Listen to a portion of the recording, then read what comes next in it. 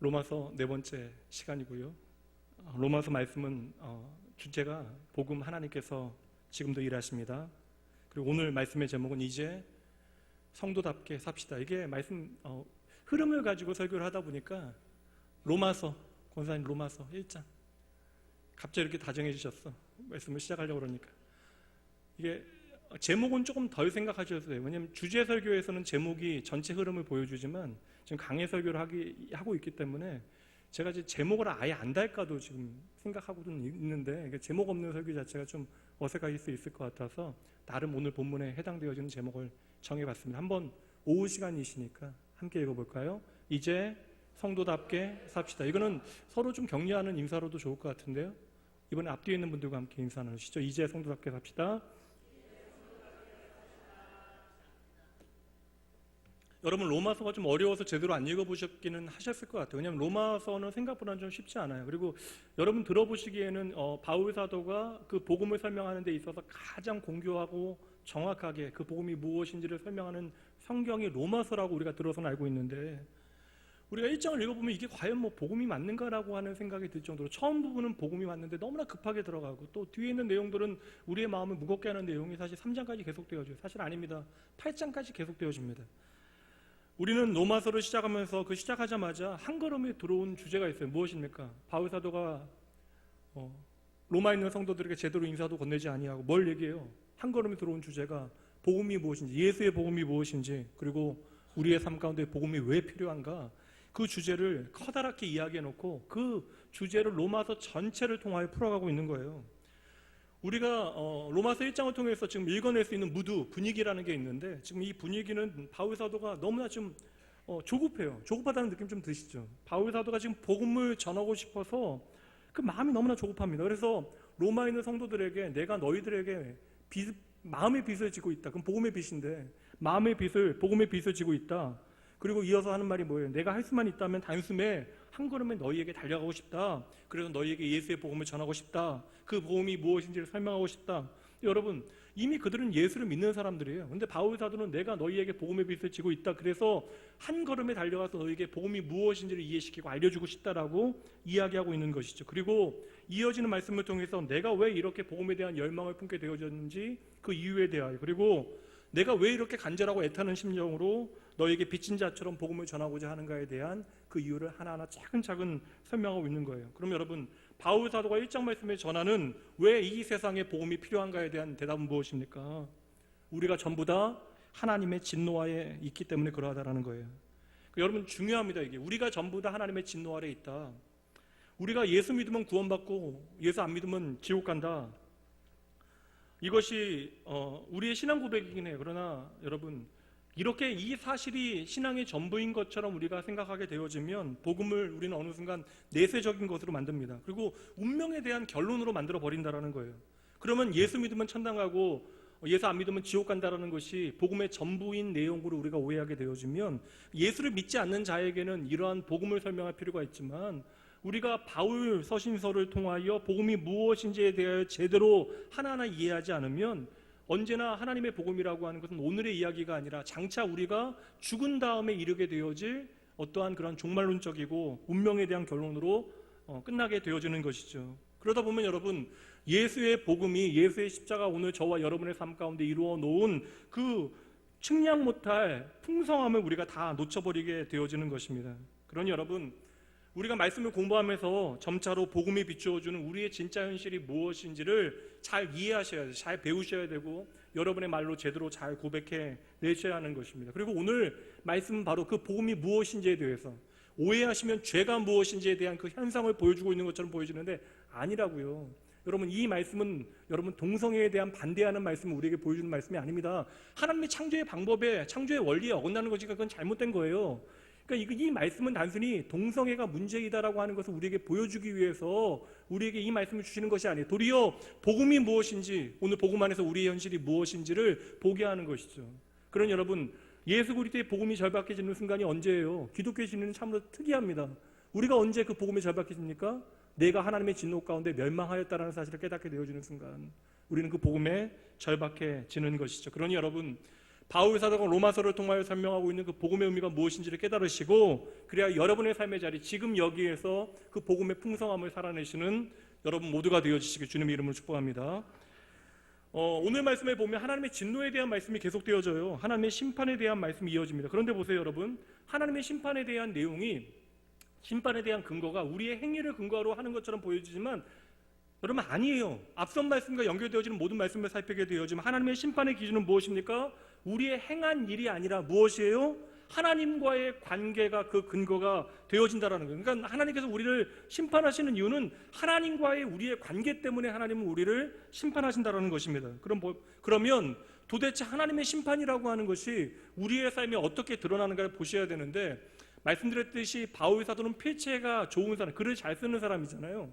근데 이 바울 사도가 의도적으로 어떠한 단어를 반복하게 되어지면 거기에 강조점이 있는 거예요. 그러니까 그 사실이 오늘 그 흐름 가운데 반복되어지는 단어로 나타나게 되어지면 오늘의 핵심적인 구절이라고 보시면 됩니다. 하나님의 심판이 우리 가운데 어떻게 나타나고 있는가 반복되어지는 표현 보도록 할게요. 24절과 26절, 28절 말씀 보도록 합니다. 24절 먼저 보시죠. 그러므로 하나님께서 그들을 마음의 정욕대로 더러움에 뭐라고 여러분? 내버려 두셨습니다. 26절 말씀 보도록 하죠. 이 때문에 하나님께서 그들을 부끄러움 욕심에 뭐라고요?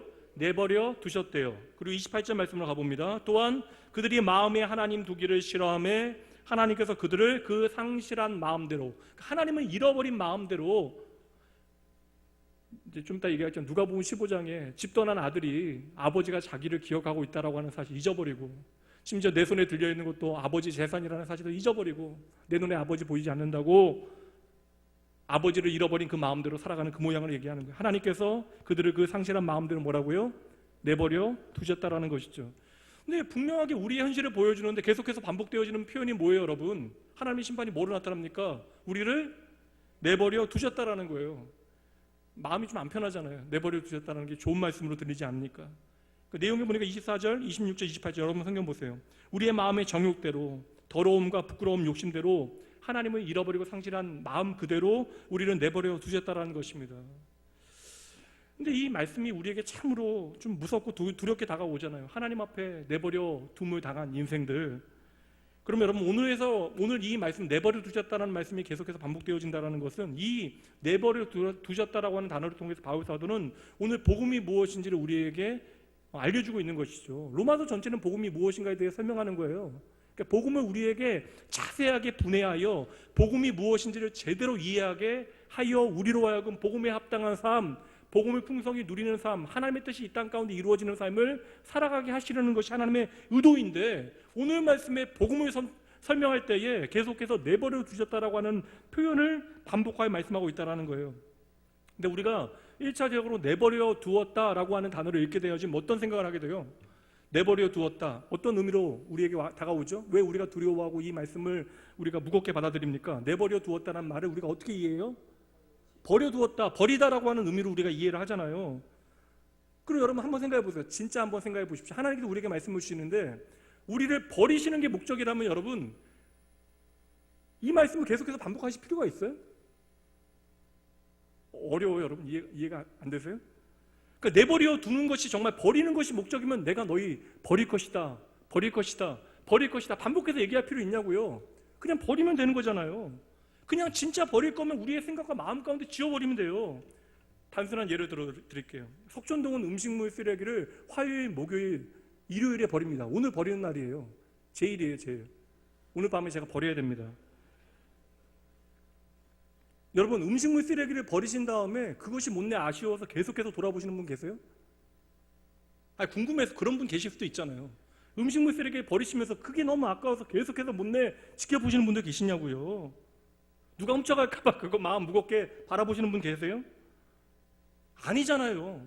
근데 오늘 하나님께서는 복음을 설명하시며 우리의 상태를 말씀하시는데 계속해서 내버려 두었다라고 하고 있는 저와 여러분을 지켜보고 계시다는 거예요. 이 의미가 무엇인지 여러분 아셔야 될 텐데. 그러니 여러분 오늘 하나님의 행동을 보여주는 단어예요.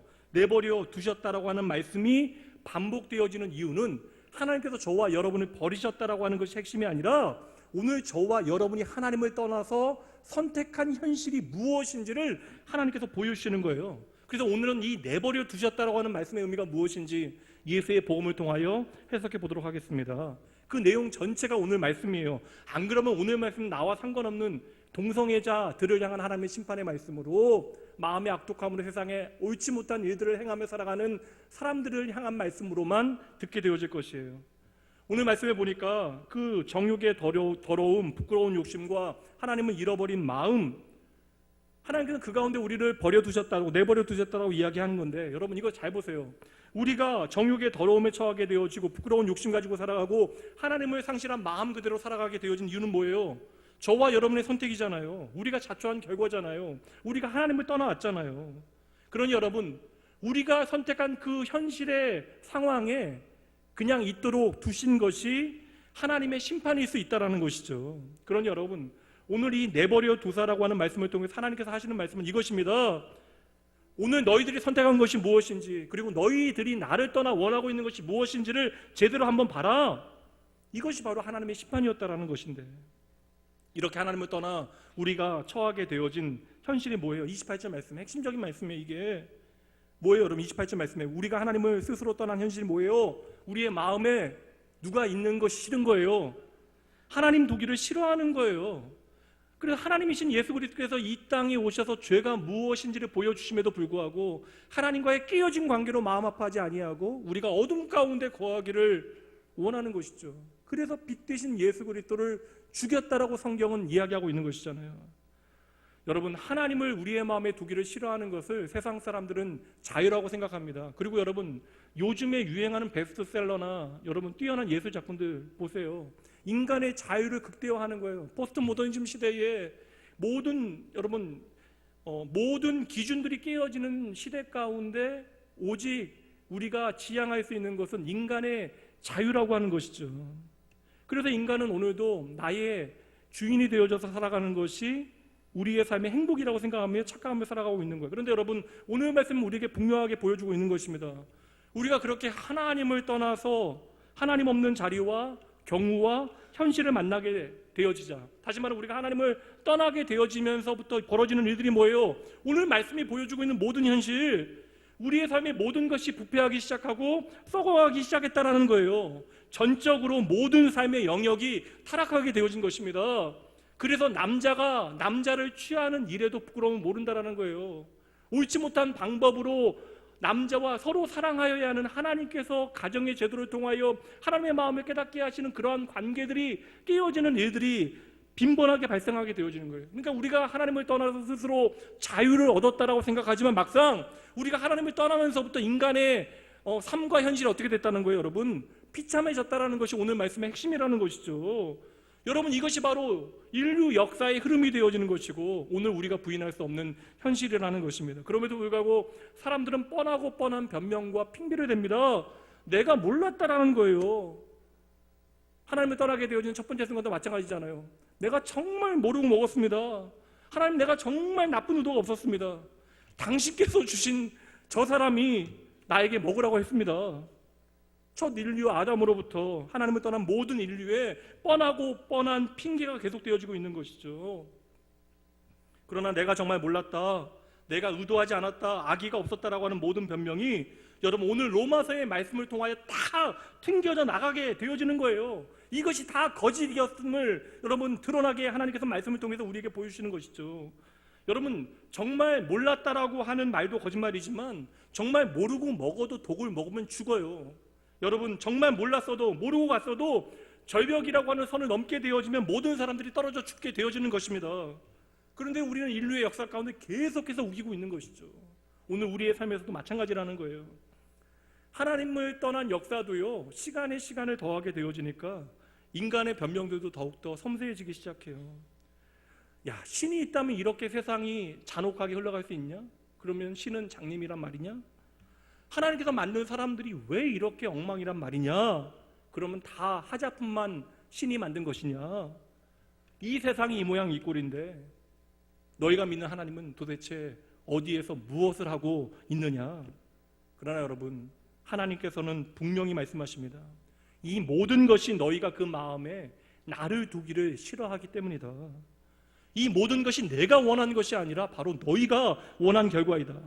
그러니 너희의 모든 현실이 너희가 나를 외면하여 자초한 것이다. 여러분, 이미 하나님을 떠나면서 이 세상은 하나님의 심판을 받은 것이에요. 그래서 오늘 하나님 없는 마음, 하나님을 잃어버린 마음, 하나님을 상실한 사람들의 마음이 하나님의 심판의 현장이 되어지는 것이죠. 그러니 여러분 잘 보셔야 돼요. 과학도 문명도 교육도 심지어 국가와 민족과 정부도 인간도 저와 여러분의 소망이 되어줄 수 없다는 거예요. 이게 성경의 증언입니다. 여러분, 이것은 비관주의가 아닙니다. 복음은요, 진짜 나의 현실이 무엇인지를 알아야 돼요. 내가 정말로 망하게 되어졌다는 사실을 깨닫게 되어질 때 우리는 비로소 예수의 복음을 통해 하나님 앞으로 나아가게 되어지는 것입니다. 여러분, 오늘 말씀에 등장하는 것 중에 하나라도 여러분 마음에 드는 거 있으세요? 오늘 말씀 다 읽으시면서 24절부터 32절까지 읽으시면서 오늘 말씀에 나열되어지는 것들 중에 하나라도 여러분 마음에 와닿는 것, 마음에 드는 것 있습니까? 하나도 없음에도 불구하고 그것들이 말할 필요 없이, 부인할 수 없이 역사와 오늘 우리의 현실이라는 거예요. 구체적으로 우리가 오늘 밤에 뉴스에서도 보게 되어질 것들입니다. 그리고 이 모든 것들이 성경은 무엇이라고 증언합니까? 우리가 스스로 하나님을 버리고 하나님을 떠나가기로 결정하고 선택한 결과라는 거예요.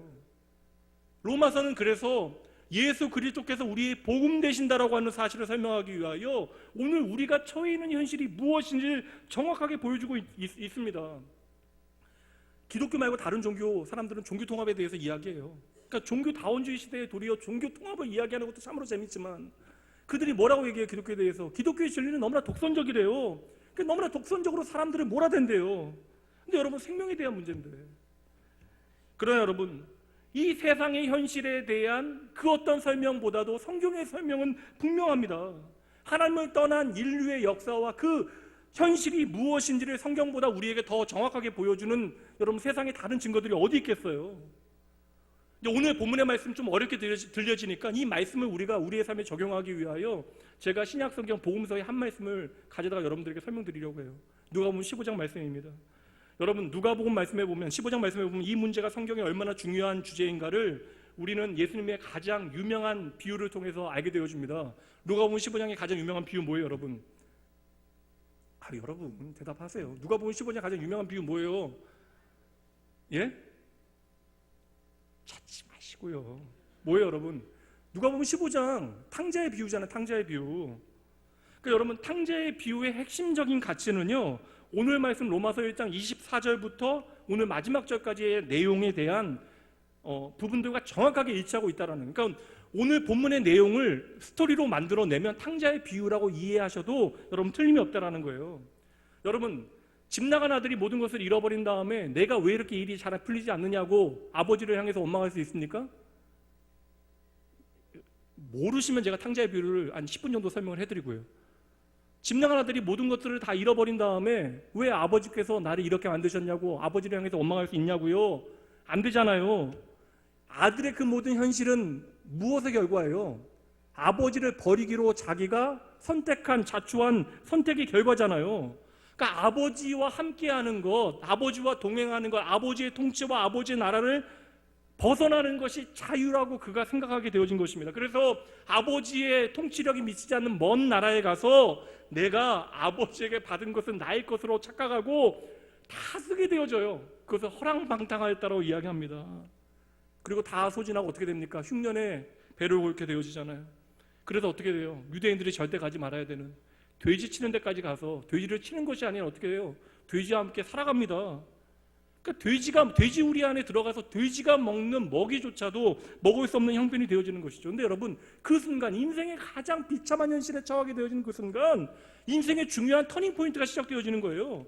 그러니까 그 탕자가 뭐래요? 지금 돼지우리에서 돼지들과 취업 연매를 두고 막 대결을 벌이고 있을 때에 그가 그 대결에서 졌겠죠. 그때 무엇을 생각합니까? 나에게는 아버지가 계시지. 아버지의 집에는 양식이 풍족한 일꾼들이 얼마나 많던가. 여러분, 참으로 중요한 포인트예요. 그러니까 아버지의 집에는 하물며 하인되어진 자들도 풍족한 삶을 살아가는데 내가 아버지를 떠나 여기까지 몰리고 끝까지 몰려서 이제 돼지들이 먹는 쥐염 열매도 나는 배불리 먹을 수 없는 현실이 되어졌구나. 안 되겠다. 이러면 내가 죽겠다. 돌아가야겠다. 돌아가되 이제는 아들 노릇은 하지 못하고 하인이 돼서라도 아버지 집에서 살아야겠다. 이거잖아요. 여러분, 이게 영적 각성 아니에요? 회개 아닙니까? 이러한 영적 각성을 조금 좋은 말로 바꿔볼게요. 다윗의 고백을 통해서 이 영적 각성을 제가 설명해 드립니다. 시편 84편 말씀을 가봅니다. 함께 읽어봅니다.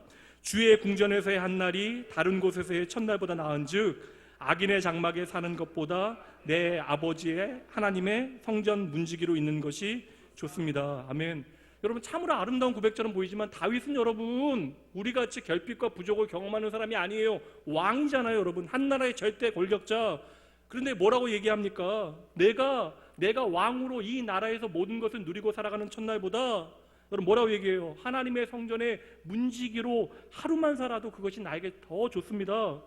여러분, 긍정과 부정의 차이는 있긴 하지만 뭘 고백하는 거예요? 결국 둘째 아들의 고백과 동일한 고백하는 거예요. 뭐예요, 여러분? 아버지와 함께하는 것이 나에게 복이다. 아버지에게 돌아가는 것이 나에게 진정한 은혜이다라고 하는 사실을 동일하게 고백하고 있는 것이죠.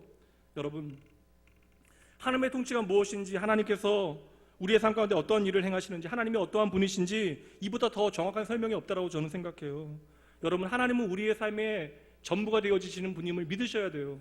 이것을 믿는 것이 바로 신앙이고 이것이 바로 우리의 삶의 복음을 역사하는 것입니다.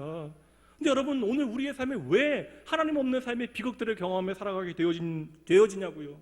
우리의 삶의 이 모든 비극들은, 여러분, 이 모든 비극의 현실들은 누가 만든 거예요, 여러분? 더 이상 하나님은 없어도 된다라고 소리쳤던 인간들이 만드는 이 세상, 결국 아버지 하나님으로부터 받은 것이 너무나 많은데 여전히 지금 이 순간에도 로마서 3장 말씀까지 하나님의 창조의 원리와 창조의 법칙은 면면이 역사 가운데 흘러가고 있는데 아버지를 떠난 우리는 아버지를 상실할 게 더 이상 아버지가 일하시는 것을 볼 수가 없어요. 그러니 우리를 하나님의 영광과 하나님의 은혜 가운데 나아가지 못하게 우리의 상실한 마음이 붙잡고 있는 것이죠. 그러니 여러분, 오늘의 우리의 현실은 저와 여러분이 자처한 것입니다. 아담 탓하셔도 안 돼요. 여러분들, 중요한 건 뭐냐면 아들이 허랑방탕할 때는 아버지 기억하지 못하잖아요. 맞죠? 우리가 허랑방탕할 때는 아버지 몰라요. 나 잘났다고, 내 삶에 아무 문제 없다고, 나는 여전히 오늘도 잘 살아가고 있다라고 소리칩니다. 그리고 결정한 게 뭐예요, 여러분? 하나님을 떠나자마자 벌어졌던 일들. 우리가 하나님 없이 잘 먹고 잘 살아보자. 그게 여러분 바로 어찌 보면 선악과 사건이고 그것이 바로 바벨론 사건이 되어지는 것이죠.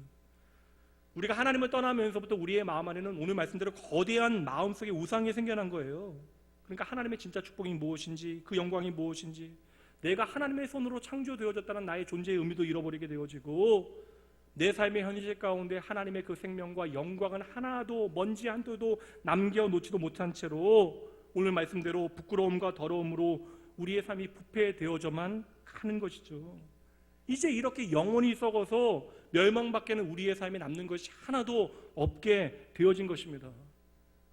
이것이 어떠한 나쁜 놈들의 현실이 아니라 오늘 저와 여러분의 현실이라는 거예요.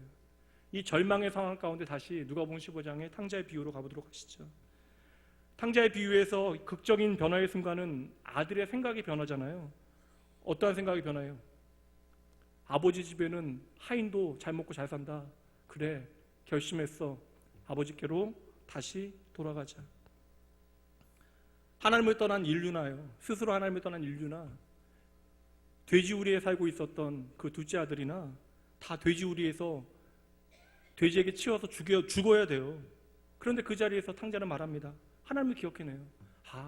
내가 다시 아버지 하나님께로 돌아가야 되겠다.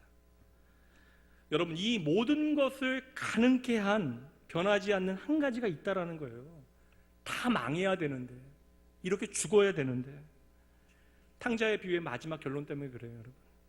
15장 32절 말씀입니다. 이 내 동생은 죽었다가 살아났으며 내가 잃었다가 얻었기와 함께 있습니다. 우리가 즐거워하고 기뻐하는 것이 마땅하다 하니라. 아멘. 이거 하나 때문이에요, 여러분. 우리를 버려두지 아니하시고 우리를 기다려 주신 하나님 때문에.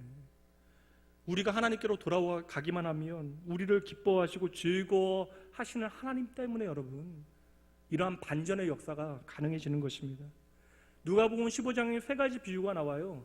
주제가 다 동일합니다. 잠깐만 살펴볼게요. 첫 번째 비유는 여러분 잃어버린 양의 비유잖아요. 말씀 봅니다. 5절부터 말씀 보도록 하죠. 또 찾아낸즉, 그러니까 앞에 내용 이제 찾는 내용이요. 잃어버린 한 마리 양 찾는 내용. 또 찾아낸즉 즐거워 어깨에 메고 집에 와서 그 벗들과 이웃을 불러 모으고 말하되 나와 함께 뭐라고요? 즐기자. 나의 잃어버린 양을 찾아내었노라 하니라. 내가 너에게 이르노니 이와 같이 죄인 한 사람이 회개하면 하늘에서는 회개할 것 없는 의인 99으로 말미암아 뭐라고요? 기뻐하는 것보다 더하니라. 하나님의 말씀이에요, 여러분. 하나님의 마음입니다. 두 번째 잃어버린 동전, 잃어버린 드라크마의 비유. 그 동전을 찾아낸 여인의 마음을 보여줘요. 9절, 10절.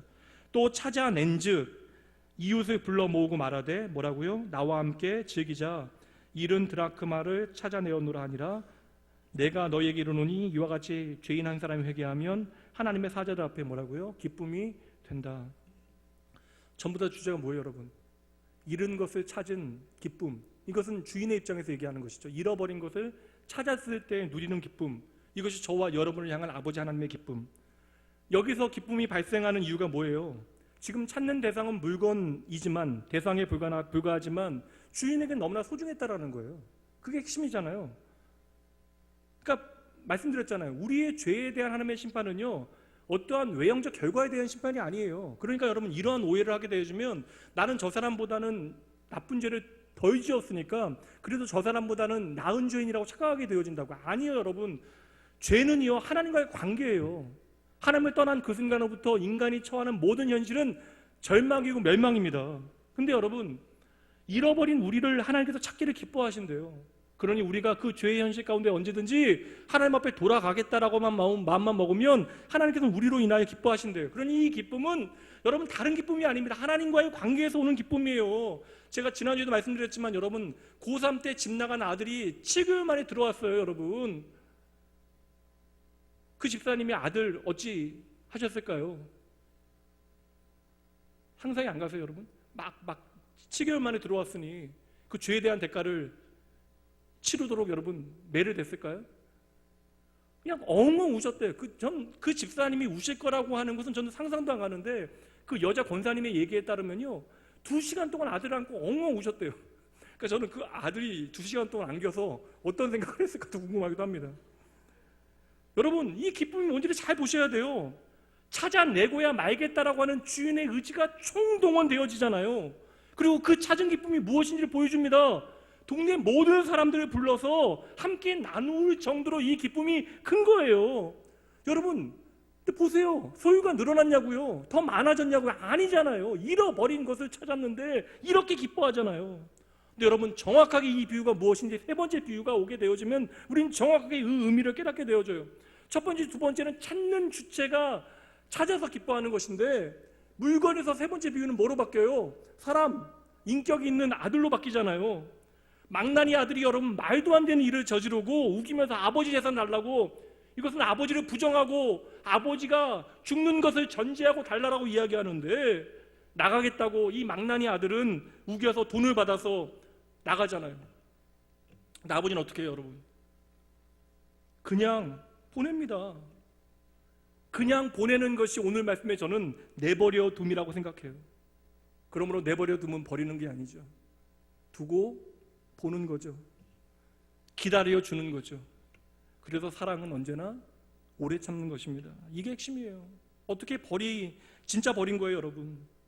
자식이 여러분 부모의 마음을 알지 못하면요, 부모의 사랑을 사랑으로 듣지 못한 그때에는요, 그 모든 말은 그냥 잔소리가 되어지는 거예요.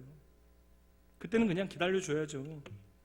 아버지는 말이 되지 않는 망나니 아들의 말을 그 욕으로 다 받아들입니다. 그럼 여러분 이것이 뭔지 잘 아셔야 돼요. 그럼 여러분 한번 생각해 보세요. 하나님께서 왜 다 받아주셨을까? 첫 번째, 두 번째 비유는 쉽잖아요. 그냥 물건이니까, 잃은 기쁨. 근데 아니라고요. 잃어버린 줄 알았더니 그 양이 나간 거예요. 그냥 주인이 있는데도 동전이 일부러 굴러서 주인으로부터 도망간 거예요. 그러잖아요. 이것이 뭔지 여러분 정말 생각해 보셔야 돼요. 참으로 어려운 문제잖아요. 단순히 생각할 때 제가 예전에 이 말씀 읽을 때는 그냥 나가지 못하게 좀 매라도 때려서 옆에 두시면 되지 않을까? 그러실 수 있잖아요. 모든 문 잠그시고 안 나가게. 그렇게 나가서 그렇게 망하게 될 거 다 아시면 아예 때려서라도 못 나게 하시면 되잖아요. 머리 다 자르고 막 그렇게 다리 하나라도 분질러셔서 못 나가게 하시면 되잖아요. 그냥 하나님께서 붙잡아 주시는 게 우리의 삶이 제일 좋은 일이니까 그렇게 붙잡아 주시면 더 낫지 않겠습니까? 근데 여러분, 그럼 뻔해요, 여러분.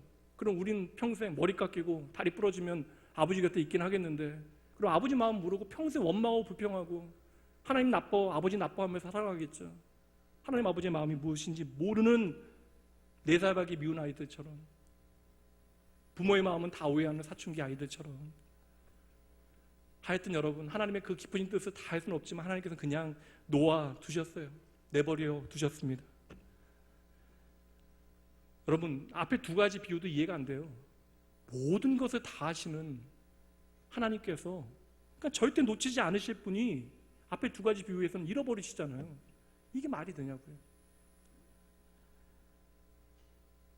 3번째는 그 아들이 나가는 것을 허락합니다. 이건 버린 게 아니에요, 여러분. 아들이 나가는 그 순간으로부터 아버지는 밤새 문 앞에 서서 아들이 돌아오는 길을 비추고 있잖아요. 성도 여러분, 하나님께서 저와 여러분에게 그 선택권을 주신 것이 은혜임을 아셔야 합니다. 그리고 우리의 그 잘못된 선택이 무엇인가를 깨달을 수 있도록 정말 오랜 세월을 하나님께서 참아주신 거예요. 이것이 내버려 두신 것입니다. 우리가 하나님이 누구이신지, 우리의 삶의 현실이 무엇인지를 깨달을 수 있는 긴 시간이, 여러분, 저와 여러분을 사랑하시어 하나님께서 오래 참아주신 시간이 되어지는 것이죠. 그런데 우리는 그 역사 가운데 뭐라고 얘기하며 살아왔어요? 하나님께서 만드신 세상이 왜 이렇게 엉망진창이냐? 하나님께서 왜 아무것도 하지 아니하시냐? 이 땅의 비극은 무엇이냐? 정의는 무엇이냐? 아니에요, 여러분. 하나님 때문이 아니라고. 저와 여러분이 자초한 것입니다. 그러니 여러분, 이 모든 일은 우리가 핑계댈 수 없는 우리가 한 일이에요. 마이클 허튼이라고 하는 기독교 세계관에 대한 그 유명한 학자가 있는데, 그 사람이 그리스도 없는 기독교라고 하는 책에서 참 좋은 말을 했어요. 읽어드릴게요. 너무나 길어서 그냥 한 단락만 읽습니다. 성경은 복음이 실패한 이들에게 좋은 소식임을 선언한다. 다시 말하면 성경이 말하는 복음은요, 실패한 사람들에게 좋은 소식이 되어진다는 거예요. 우리 자신의 기준이 아니라 하나님의 관점으로 현실을 보게 되어질 때 우리는 비로소 모든 사람들이 내가 바로 실패자라고 하는 사실을 깨닫게 되어진다. 오늘 말씀대로 이야기하면 뭐예요? 내가 바로 집 나간 탕자라고 하는 사실을 깨닫게 되어질 때 예수 그리스도의 복음이 우리의 생명이 되어지는 것이죠. 우리가 아무리 잘 살고 세상 사람들이 부러워하는 위치에 있을지라도 하나님을 떠난 우리의 삶이 실패자라고 하는 사실을 깨닫게 되어질 때 비로소 우리의 모든 현실로부터 우리는 하나님께로 나아가게 되어지는 것입니다. 이 찬양 가능할까요? 나 주를 내가 잘 사는 것이라고 생각했는데, 아버지를 떠나는 것이 나의 행복이라고 생각했는데 떠나고 나니까요, 내 선택이 얼마나 어리석은 선택인가를 깨닫게 되는 거예요. 죄의 길에 시달려 보니까 아버지의 품만이 그리워진 것입니다. 그가 회개하였기에 가능한 게 아니에요. 그 순간에도 그를 기다려주셨던 하나님 아버지의 변함없는 은혜와 사랑 까닭에 이 찬양이 가능해지는 거예요, 여러분. 여러분, 우리가 아무렇지도 않게 잘 살아가다가 어느 날 하나님이 좋아져서 하나님 앞에 우리가 나온 게 아니라고요.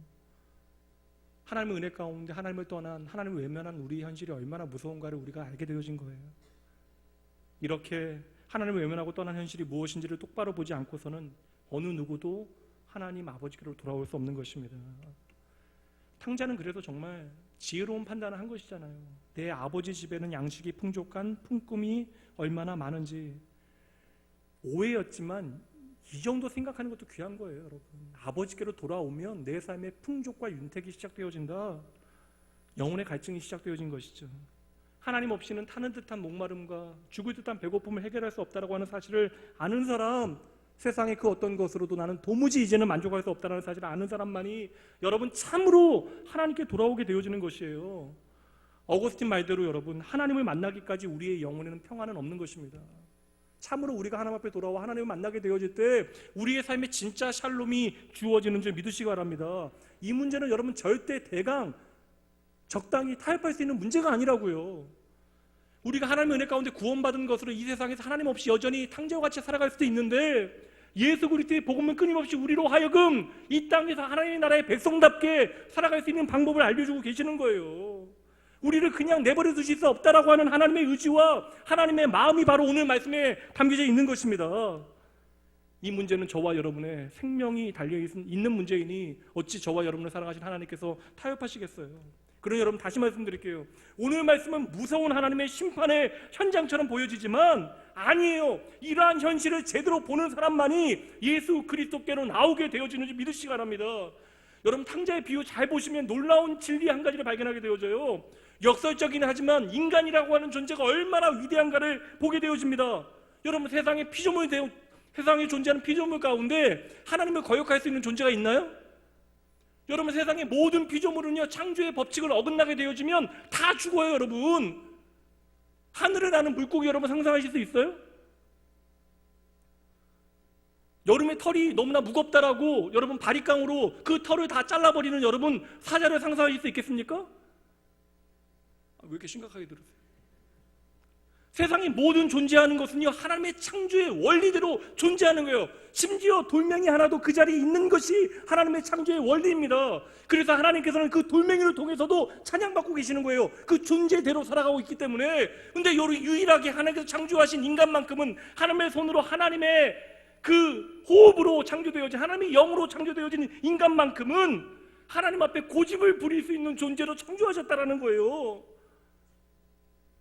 그러니 여러분 얼마나 인간이 위대해요. 여러분 이것은요 하나님께서 우리를 얼마나 용납하시는가에 대한 말씀입니다.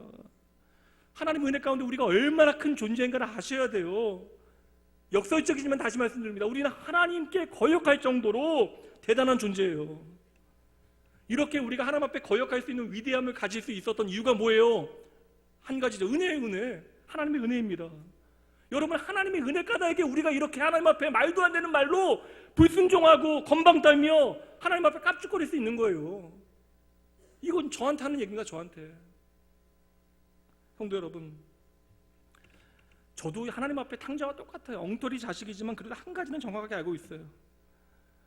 내 아버지 집에 가면 나는 보다 행복한 삶을 살 수 있다. 내 아버지 집에는 양식이 풍족한 품꾼이 얼마나 많은가. 이것이 여러분 오늘 로마서 1장 24절부터 32절 말씀을 통해서 바울 사도가 전하고자 하는 복음이에요. 너희가 이 모양 이 꼴이지만 하나님께서 너희를 얼마나 오랫동안 참으셨는지 너희들 아느냐. 그러니 여러분 이제 오늘 말씀을 잘 정리해 내셔야 할 것 같아요. 히브리서 12장 말씀으로 가보도록 합니다. 제가 말씀 읽어드릴게요. 3절부터 읽습니다. 너희가 피곤하여 낙심치 않기 위하여 죄인들이 이같이 자기에게 거역한 일을 참으신 일을 생각하라. 너희가 죄와 싸우되 아직 피 흘리기까지는 대항하지 아니하고 또 아들들에게 권하는 것 같이 너희에게 권면하신 말씀도 잊었도다. 보세요 여러분, 우리가 하나님의 자녀가 되어졌음에도 불구하고 죄와 더불어 피 흘리기까지 싸우지 아니하고 우리에게 권하신 말씀도 잊으면서 살아간다라는 거예요. 이해되시죠? 내 아들아 주의 징계하심을 경히 여기지 말며 그에게 꾸지람을 받을 때에 낙심하지 말라. 주께서 그 사랑하는 자를 징계하시고 그가 받아들이시는 아들마다 채찍질을 하심이라 하였으니 너희가 참음은 징계를 받기 위함이라. 함께 읽죠. 하나님의 아들과 같이 너희를 대우하시나니 어찌 아버지가 징계하지 않는 아들이 있으리요. 징계는 다 받는 것이거늘 너희에게 없으면 사생자요 친아들이 아니니라. 아멘. 여러분 저와 여러분이 하나님의 사랑받는 자녀라고요. 근데 여러분 이 영화로운 명예로운 이름을 받기에는 저와 여러분의 믿음의 실력이 너무나 부족합니다. 인정하시죠? 하나님의 그 영광스러운 부르심에 응답하기에는 우리의 실력이 너무나 부족합니다. 우리가 도통 우리의 삶 가운데 무엇을 해야 되는지 잘 몰라요. 도리어 나의 뜻이 하나님의 뜻처럼 오해하고 우리는 우리의 뜻을 위하여 살아갈 때가 더 많습니다. 그런 여러분 나의 존재에 합당한 믿음의 삶을 살기 위해서는 우리에게는 도움이 필요해요. 도움이. 하나님의 도움이죠. 구약시대는 그것이 바로 율법이 그러한 일을 했다고요. 여러분 그래서 율법이 은혜일 수 있는 것은요 우리가 마음대로 살아가서 더 나쁜 방향으로 가지 아니하도록 하나님께서 길을 막으신 거예요. 그래서 하나님께로 나아올 수 있는 어렵지만 그 길을 보여주신 그 기능이 율법에 있는 것입니다. 근데 여러분, 우리들은 어때요? 하나님은 이미 떠나왔기에 하나님께서 우리에게 주신 모든 말씀을 우리가 꾸지람으로, 하나님의 심판으로, 하나님의 짜증으로만 받아들인 거예요. 왜요? 우리가 하나님의 마음을 이미 떠나왔기 때문에 생긴 죄의 부작용이죠. 근데 오늘 말씀은 분명하게 히브리서 말씀 우리에게 선언합니다. 뭐예요, 여러분? 하나님의 징계조차도 저와 여러분을 향한 하나님의 복, 하나님의 은혜. 왜요? 하나님의 징계는 뭐예요? 저와 여러분을 사랑받는 아들로 대우하시는 증거가 되어지기 때문에 그러한 것이죠. 탕자의 비유에서 아버지의 전 재산을 말아먹고 돌아왔는데 아버지 뭐라고 얘기해요? 소를 잡아라, 모두를 불러라, 잔치를 하자. 그때 큰아들이 이 율법의 역할을 하고 있어요. 뭐라고 얘기합니까? 창기와 같이 더불어 아버지 재산을 낭비한 허랑방탕한 이놈, 어떻게 이렇게 은혜를 베푸십니까? 이건 구약의 율법의 목소리잖아요. 그렇게 우리는 죽어야 되는 존재예요. 그러나 그때 아버지의 말씀이 들려오잖아요. 이게 복음입니다. 뭐예요, 여러분? 얘야, 무슨 말이냐? 내 사랑하는 아들이 돌아온 것이 아니냐. 성도 여러분, 오늘의 감당 못할 비참한 현실에 왜 이렇게 되었을까? 왜 나의 삶은 도무지 풀리지 않는 것일까? 내가 과연 하나님의 은혜 가운데 돌아가 하나님의 은혜로 말미암아 살아갈 수 있을까? 낙심과 절망이 내 삶 가운데 나를 가득 채우게 되어질 그때에 여러분, 이 음성 기억하셔야 돼요. 무슨 말이냐? 네가 나의 사랑받는 자녀 아니냐?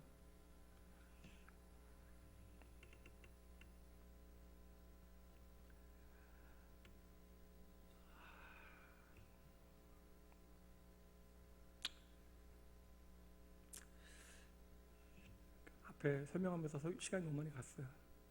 이거 좀 더 설명하면 좋긴 하겠는데 저희가 또 2주 후에도 만나니까 2주에 이어서 말씀 설명하도록 할게요. 예. 다 잊어버리실 터인데 기도하시죠.